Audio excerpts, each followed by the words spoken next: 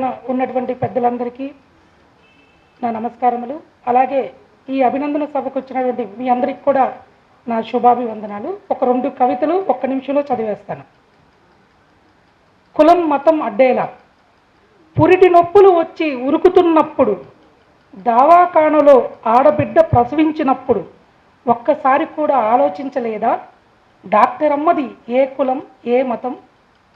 బాసర పంపించి అక్షరాభ్యాసం చేపించావు, బడికి పంపి మాస్టర్తో చదువు చెప్పించావు. ఒక్కసారి కూడా ఆలోచించలేదా ఆ మాస్టర్ది ఏ కులం ఏ మతం? నా బంగారు బిడ్డ పాస్ అయిందని పరుగు తీస్తావు, ఊరంతా సాటింపు ఆనందంతో నోరు తీపి చేస్తావు. ఒక్కసారి కూడా ఆలోచించలేదా పరీక్షా పేపర్లు దిద్దిన వాడిది ఏ కులం ఏ మతం?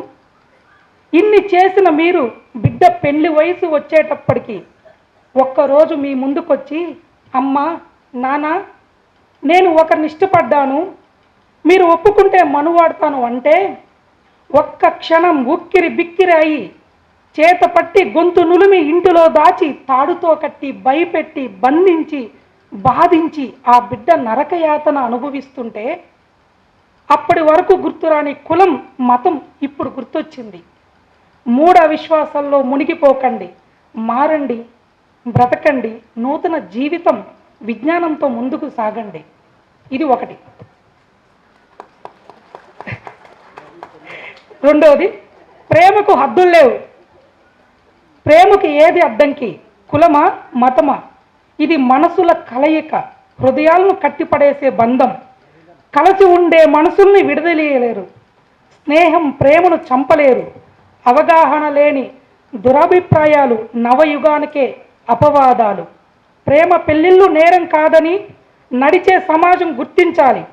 హింసను మానవత్వం ఓడించాలి, విద్వేషానికి ప్రేమే ప్రత్యామ్నాయం.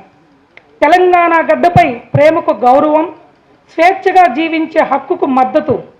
మానవతా విలువలే నిజమైన సంపద, ప్రేమే మాకు శాశ్వత గమ్యం. ప్రేమించే వాళ్లకు తోడుగా నిలుద్దాం, హింసను సమాజం నుంచి తుడిచివేద్దాం. ఈ అవకాశం ఇచ్చిన పెద్దలందరికీ కూడా మరొకసారి ధన్యవాదాలు తెలుపుకుంటూ నమస్కారం. నవీన్ గారికి ధన్యవాదాలు.